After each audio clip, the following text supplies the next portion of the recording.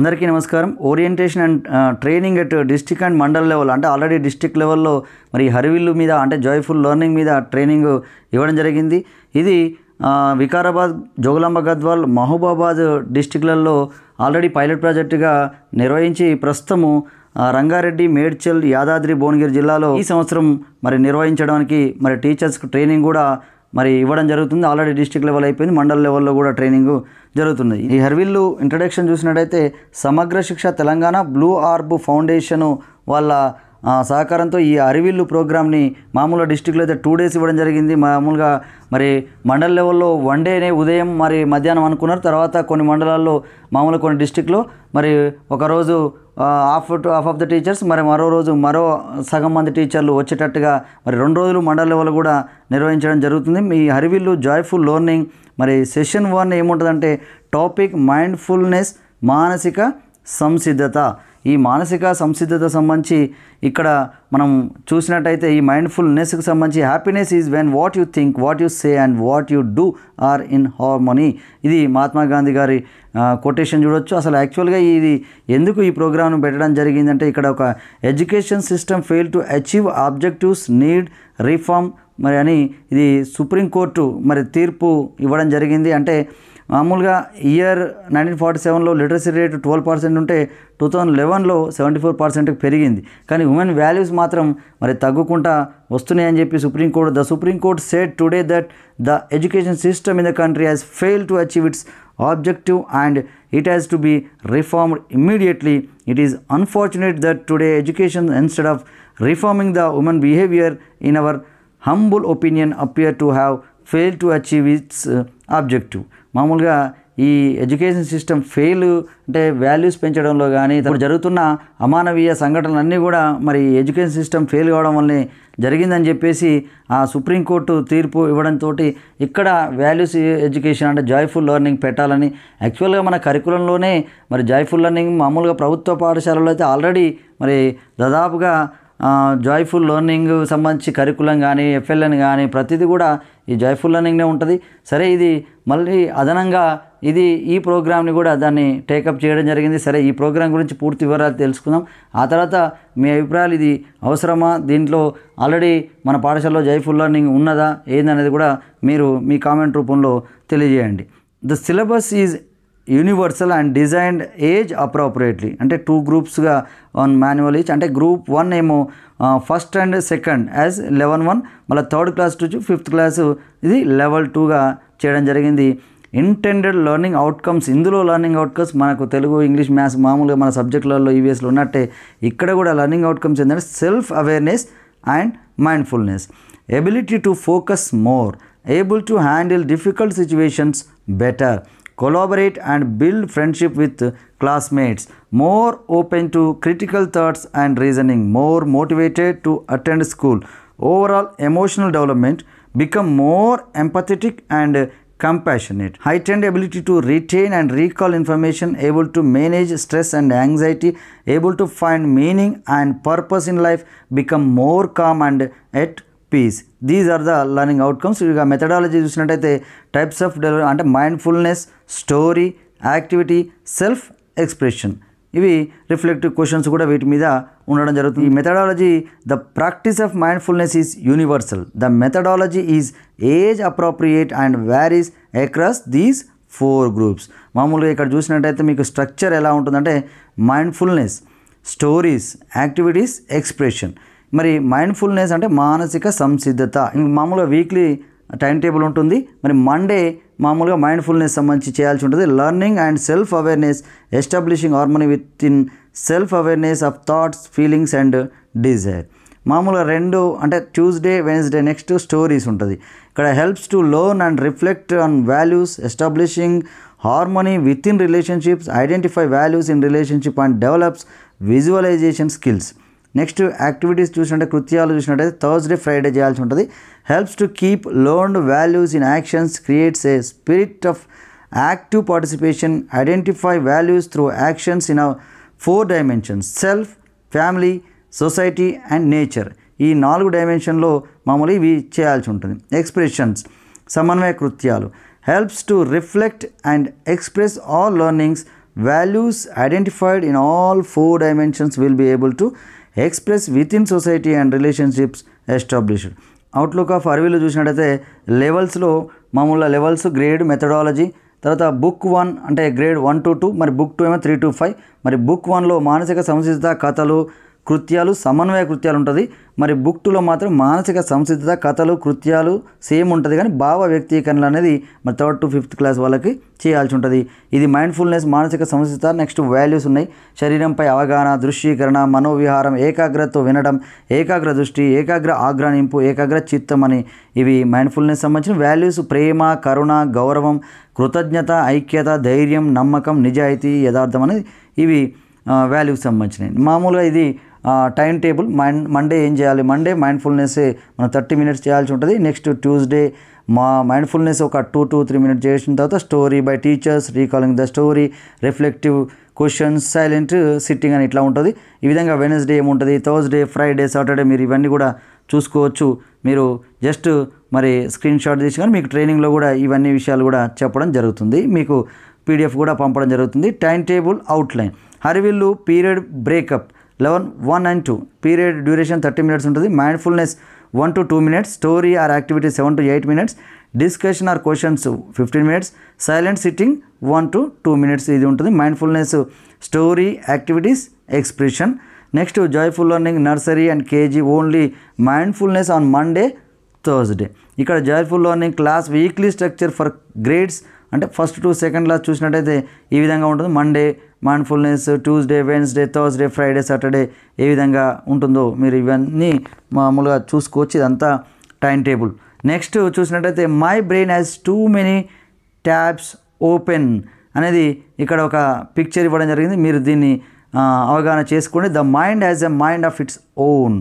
అసలు మైండ్ అనేది ఏ విధంగా స్పందిస్తుంటుంది, ఇవన్నీ అంశాలు కూడా మీకు చెప్పడం జరుగుతుంది. Our minds wander about 47% of the time during the day and that mind wandering predicts subsequent unhappiness. ఇది కిల్లింగ్వర్త్ అండ్ గిల్బర్ట్ 2010లో దీనికి అవర్ మైండ్ ఎలా మనకు ఉంటుందని చెప్పడం. What is mindfulness? మైండ్ఫుల్నెస్ సంబంధించి mindfulness is paying attention in a particular way on purpose in the present moment non judgementally అని చెప్పడం జరిగింది. Jon Kabat gin.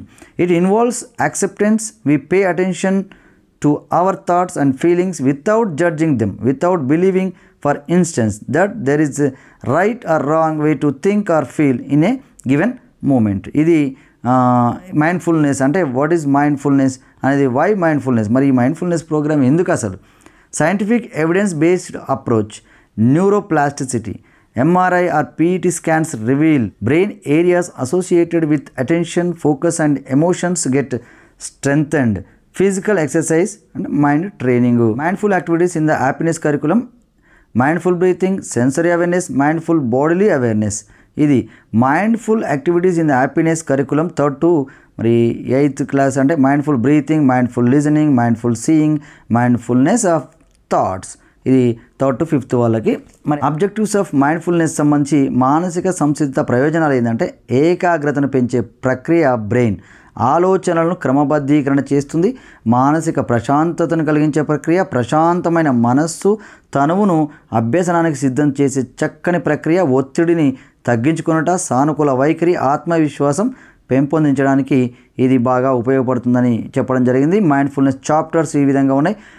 Body scan and awareness, శరీరంపై అవగాహన, విజువలైజేషన్, హార్ట్ఫుల్నెస్ అంటే మనోవిహారము, మైండ్ఫుల్ లిజనింగ్ అంటే ఏకాగ్రత వినడం, మైండ్ఫుల్ సీయింగ్ ఏకాగ్ర దృష్టి, మైండ్ఫుల్ స్మెల్ అంటే ఏకాగ్ర ఆఘ్రానింపు, మైండ్ఫుల్ థాట్స్ ఏకాగ్ర చిత్తం. మానసిక సంసిద్ధత సోపానాలు చూసినట్టయితే ప్రారంభం 2-3 నిమిషాలు చెప్పాల్సి, కోర్ ప్రాక్టీస్ 15 నుంచి 17 నిమిషాలు, ముగింపు 2 నిమిషాలు, చర్చా ప్రతిస్పందనలు 10 నుంచి 12 నిమిషాలు. మరి మానసిక సంసిద్ధత నిర్వహణ ఎట్లా చేయాలంటే ప్రతి సోమవారం బడి ఆరంభమైన తొలి అర్ధగంట పాటు నిర్వహణ, మంగళవారం నుండి శనివారం వరకు 2 నుంచి 3 నిమిషాలు నిర్వహణ. మానసిక సంసిద్ధత నిర్వహణలో ప్రతి మాసానికి మాసపు ప్రణాళిక అందించబడుతుంది. సోమవారం మినహా మిగిలిన 5 రోజుల్లో మైండ్ఫుల్నెస్ 2-3 నిమిషాలు పాటించవలసిన సోపానాల క్రమాన్ని అనుసరించాలి. సెషన్ ప్రారంభంలో మానసిక సంసిద్ధత 3 నిమిషాలు, సెషన్ చివరిలో మౌన ప్రక్రియ 2 నిమిషాలు చేయాల్సి ఉంటుంది. ఈ మానసిక సంసిద్ధత సోపానాలు చూసినట్టే సుఖంగా కూర్చోమని చెప్పాలి. ప్రశాంతంగా కళ్ళు మూసుకోండి. సాధారణ శ్వాస కొనసాగించండి. శ్వాస మీద ధ్యాస ఉంచండి. దీర్ఘ శ్వాస తీసుకోండి. దీర్ఘ శ్వాసను కొనసాగించండి. సాధారణ శ్వాసకు రండి. నెమ్మదిగా కళ్ళు తెరవండి. అంటే ఈ అన్ని రోజులలో మానసిక సంసిద్ధతకు సంబంధించి సోపానాల ప్రక్రియను పాటించాలి. శ్వాస అనగా ఉచ్ఛ్వాస నిశ్వాస అని భావించండి. దీన్ని ట్రైనింగ్లో ఇది ఎలా చేయాలని కూడా వాళ్ళు స్పష్టంగా చెప్పడం జరుగుతుంది. శ్వాసపై అవగాహన కలిగించడం మన ఉద్దేశం ఏంటంటే శ్వాసపై అవగాహన, శ్వాసతో మనసును నియంత్రించడం ఎలా చేయాలి, ప్రారంభం, కోర్ ప్రాక్టీస్ ఇవన్నీ కూడా మీకు పీడిఎఫ్ అంటే ట్రైనింగ్లో మరి చెప్పిన తర్వాత ఇవన్నీ ఇవ్వడం జరుగుతుంది. చేయవలసినవి ఎట్లా చేయాలి, ఈ ప్రక్రియ తరగతి గదిలో అభ్యసించవచ్చు. విద్యార్థులు బల్లల మీద కూడా కూర్చొని చేయవచ్చు, నేల మీద చేయవచ్చు. తరగతి గదిలో చేస్తున్నప్పుడు శ్వాస మీద ధ్యాసకు సంబంధించి ఉపాధ్యాయులు సూచనలు పాటించమని చెప్పాలి. కళ్ళు మూసుకొని ప్రశాంతంగా కూర్చొని కూడా చేయొచ్చు. ఒకవేళ అలా చేయని పక్షంలో కళ్ళు తెరుచుకొని కిందకు చూస్తూ అభ్యాసం చేయవచ్చు. విద్యార్థుల మనోభావాలను గౌరవిస్తూ పాటించుటకు మనం సూచించమనాలి. ఇది చేయకూడదు ఏంటంటే మైండ్ఫుల్నెస్ అనే ప్రక్రియలో ఆసనాలు, నమస్కారాలు, ఇతర ముద్రలు, భంగిమలు వంటివి లేవు. మతముతో సంబంధం లేకుండా సార్వత్రిక ప్రజాస్వామిక లౌకిక విధానంలో ప్రక్రియ అభ్యసనం చేయాలి. నిర్బంధం, ఒత్తిడికి గురి చేసే విధంగా నిర్వహించరాదు. తరగతి గదిలో ఏకాగ్రతకు భంగం కలిగించే విధంగా పిల్లలు నవ్వటం, శబ్దాలు చేయటం వంటివి తరగతి గది అల్లరి కారణం కాకుండా ఉపాధ్యాయులు సూచనలు చేయాలి. మరి అరివిలు కార్యక్రమ నిర్వహణలో ఆనందంతో పాటు సరైన నిబద్ధతతో సోదర ఉపాధ్యాయులు కూడా వ్యవహరించాలి. ఇప్పుడు దీనికి సంబంధించి అంటే ఏదైనా ఒక సెషన్ అయిపోయిన తర్వాత క్విజ్ కూడా ఉండడం జరుగుతుంది. మరి అందుకనే ఆ సెషన్ బాగా వినాల్సి ఉంటుంది. మానసిక సంసిద్ధత కోసం సోమవారం రోజున ఎంత సమయం కేటాయించబడింది అనేది ఇది క్వశ్చన్. మరి ఆన్సర్ అనేది మీరే చెప్పండి. 30 నిమిషాలు. మానసిక సంసిద్ధత అనేది పద్ధతి కుల మతాలపై ప్రభావం చూపిస్తుందా? మరి అవునా కాదా? ఇది ఆల్రెడీ మీరు ఇప్పుడే వినడం జరిగింది. మానసిక సంసిద్ధత కోసం సోమవారం కాక మిగిలిన రోజుల్లో ఎంత సమయం కేటాయించబడుతుంది అనేది ఇది బి ఆప్షన్. మరి రెండోది కూడా బి ఆప్షన్. ఇట్లా రిఫ్లెక్షన్. నేటి కార్యశాలలో మీరు కొత్తగా ఏం నేర్చుకున్నారు, తర్వాత రాబోయే సెషన్లో ఏం నేర్చుకోవాలనుకుంటున్నారు. నెక్స్ట్ అరవిలో సెషన్ 2 చూసినట్టయితే టాపిక్ స్టోరీస్, కథలు. మరి ఈ కథలకు సంబంధించి వై వాల్యూస్ అంటే విలువలు ఎందుకు మన వ్యక్తిగత వృత్తి జీవితంలో నిర్ణయాల ప్రాధాన్య క్రమాన్ని ఎంచుకోవడానికి మరి ఉపయోగపడతాయి. ఈ values love and compassion, respect, gratitude, unity, courage, trust, loyalty, empathy, cooperation, honesty, truthful, focus and commitment. ఇవి మరి వాల్యూస్. మరి వై స్టోరీస్, మరి స్టోరీస్ ఎందుకు అసలు? Objectives of stories instils values among students, motivate individuals and groups to take actions, boosts listening skills, improve thought process of a child, cultivates creativity, imagination power, enhances verbal proficiency, sharpens memory, broadens their horizon, build a life skill, boost problem solving skills, encourages purposeful talking and discussion, develops cultural awareness, transforms beliefs and change minds, encourages communication skills, constructive thinking. కథలు అసలు ఎందుకు చెప్పాలి?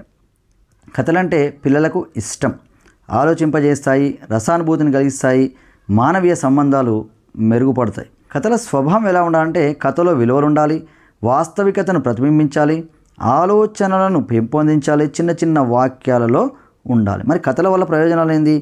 కథలోని విలువలను ఆచరించి ఆనందం పొందుట, బిడియం వీడి చురుకుగా పాల్గొనుట, స్వయంగా కథలు చెప్పగలుగుట, మానవీయ సామాజిక విలువలతో అనుభూతిని పొందుట, గుణాత్మకమైన ప్రవర్తన మార్పుకు అనుకూలం. ఈ స్టోరీస్ అంటే మండే మైండ్ఫుల్నెస్ అయిపోయాక ట్యూస్డే, వెన్స్డే స్టోరీ చెప్పాల్సి ఉంటుంది అని చెప్పడం జరిగింది. Story by teacher, story by students. మామూలుగా పీరియడ్ డ్యూరేషన్ 30 మినిట్స్ ఉంటుంది. Mindfulness 2 to 3 minutes, story 7 to 8 మినిట్స్లో కంప్లీట్ చేయాలి. రీకలెక్టింగ్ ద స్టోరీ, కథ మననం అనేది 2 మినిట్స్. మరి క్వశ్చన్స్ టు బి డిస్కస్డ్, ఇది చర్చించవలసిన ప్రశ్నలు 15 to 17 మినిట్స్. సైలెంట్ సిట్టింగ్, మౌన ప్రక్రియ 1 to 2 మినిట్స్. ఇప్పుడు ఉదాహరణకు ఒక కథ, జాతరలో గాజులు. మరి ఇది మానసిక సమస్య అంటే మైండ్ఫుల్నెస్ 2 to 3 మినిట్స్, శ్వాసపై దృష్టి ఇట్లా చెప్పడం. కథ ఉద్దేశం పిల్లలకు తాము చేసే పనుల మీద తమకు పూర్తి నమ్మకం కలిగజేయటం. ఈ కథను మీరు చదివినట్టయితే వాళ్ళ అమ్మతో కలిసి జాతరకు వెళ్తుంది, ఆ జాతరలో మరి చాలా చూస్తుంది. అంటే ఇది మొత్తం మీరు తర్వాత చదవచ్చు. ఈ కథ అయితే ఇలా ఉంటుంది. సొంతంగా చివరికి ఆమె గాజులు వాళ్ళ మా అమ్మాయి కలర్ఫుల్ గాజులు కొనియకపోతే మరి ఆ గాజులకు సంబంధించి రా మెటీరియల్ తీసుకొని ఆమె ఇంటికి పోయినాక తయారు చేసుకుంటుంది. ఆ విధంగా అంటే ఉపాధ్యాయులు తాను చెప్పిన కథ దానికి సంబంధించిన విషయం గురించి కూడా 2-3 నిమిషాలు ఇట్లా ఆలోచించమని కూడా విద్యార్థులకు చెప్పాలి. మరి ఆమె ప్లేస్లో నువ్వు ఉంటే ఏం చేసేవాళ్ళు అని ఈ విధంగా ప్రశ్నలు కూడా ఉంటాయి. మరి జాతరలో లభించే వస్తువులు ఏంటి అంటే ఏదైనా కథ ఉంటుంది, కథలు ఆల్రెడీ ఇందులో ఉంటాయి. మరి ఈ కథా సమయం వచ్చినప్పుడు ఇందులో ఉన్న కథలు మనం చెప్తే సరిపోతుంది. జాతరలో లభించే వస్తువులు ఏమిటి, మీరు ఎలాంటి పనులు చేస్తారని మీపైన మీకు నమ్మకం ఉంది, మీకు చదువుతో పాటు ఏమైనా కళలు ఉన్నాయా, అవి ఏమిటి, మీరు ఏదైనా పనులు పూర్తి చేసినప్పుడు మీకు ఏమనిపిస్తుంది, ఇట్లా మౌన ప్రక్రియ కూడా 1 to 2 minutes చేయాలి. నెక్స్ట్ మానసిక సంస్థ మళ్ళీ 2వ రోజు మళ్ళీ కథ మొదటి రోజు మనం చెప్పిన కథని మరి 2వ రోజు విద్యార్థులచే చెప్పించాలి, మళ్ళీ ప్రశ్నలు వేయాలి. ఈ విధంగా అంటే ప్రాసెస్ అయితే ఉంటుంది. కథ చెప్పే పద్ధతి హావభావాలతో ఆసక్తిగా చెప్పాలి, స్పష్టమైన ఉచ్చారణ ఉండాలి. కథ మధ్యలో 1 లేదా 2 సార్లు ప్రశ్నించాలి. ముభావంగా ఉన్న పిల్లలను కూడా ప్రోత్సహించాలి. ముగింపును ఊహించమని తెలపాలి. ప్రతిస్పందనలు స్వాగతించాలి. కథకు పేరు పెట్టమని సూచించాలి. ప్రతిస్పందనలకు ఎక్కువ సమయం కేటాయించాలి. ఇది మరి కథకు సంబంధించింది. కథలు విద్యార్థుల ఆలోచన విధానాన్ని అభివృద్ధి చేసేలా ఉండాలి. విద్యార్థులు నిజ జీవితంలో తగు చర్యలు తీసుకునేలా కథలు సహాయపడాలి. కథలోని విలువల గురించి ఉపాధ్యాయుడు నేరుగా చెప్పకూడదు. ఉపాధ్యాయుడు ప్రశ్నల ద్వారా విద్యార్థుల మేధోమథనం చేయడానికి వీలైనంత ఎక్కువ సమయాన్ని కేటాయించాలి. అంటే డైరెక్ట్ కథను చెప్పకుండా ఆ కథలో నీతి కూడా మనం చెప్పకుండా మరి విద్యార్థిని ప్రశ్నలు అడగడం ద్వారా మరి ఆ కథను వివరించి చెప్పడం ద్వారానే నీతి తెలుసుకునేటట్టు చేయాలి. ఉపాధ్యాయుడు మూల భావానికి అనుగుణంగా సందర్భానికి తగినట్టు ఎన్ని ప్రశ్నలైనా విద్యార్థిని అడగవచ్చు. ప్రతి విద్యార్థి మీరు చెప్పేది వింటూ ప్రశ్నలకు బదులు ఇచ్చేలా జాగ్రత్త వహించండి. Next quiz. కథలు ఎన్ని దృక్కోణాల్లో రూపొందించబడినవి. మామూలుగా మీరు అది ముందు సెషన్ వింటే మీకు తెలుస్తుంది. కథల కోసం ఎన్ని రోజులు కేటాయించబడినవి, ఇది కూడా మీరు ఆ స్టోరీ అంటే అదంతా మామూలుగా ఆ సెషన్ విన్న తర్వాత మీరు ఆన్సర్స్ చేయాలి. ఈరోజు మీరు నేర్చుకున్నది ఏంది, నేటి కార్యశాల పైన మీకు మీ అభిప్రాయం ఏంది, ఇవి మొదటి 2 సెషన్లకు సంబంధించి నెక్స్ట్ వీడియోలో మరి మిగిలిన సెషన్స్ మీకు వివరిస్తాను. ఈ వీడియో కనుక మీకు నచ్చినట్లయితే లైక్, షేర్ మరియు కామెంట్ చేయండి. మరిన్ని వీడియోస్ కోసం మా ఛానల్ని సబ్స్క్రైబ్ చేసుకోండి.